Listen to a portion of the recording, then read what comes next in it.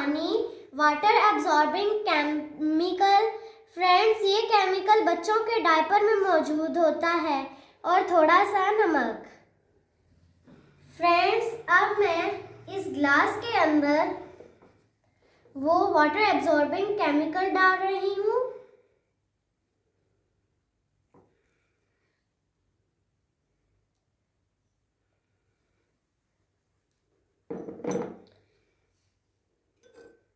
अब मैं थोड़ा सा नमक डाल रही हूँ।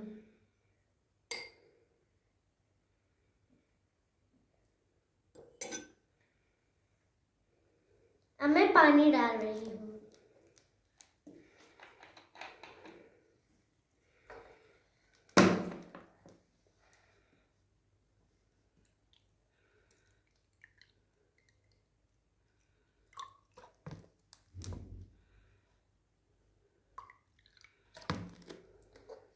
अब हमें थोड़ा सा वेट करना है।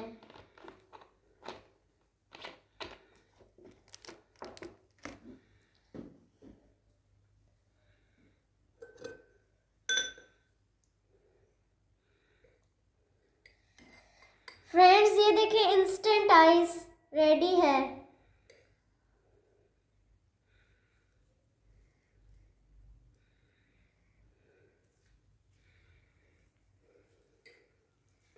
फ्रेंड्स, आपको हमारा एक्सपेरिमेंट कैसा लगा हमें कमेंट्स में बताएं। अगर ये वीडियो अच्छी लगी तो इसे लाइक करें, हमारे चैनल को सब्सक्राइब करें और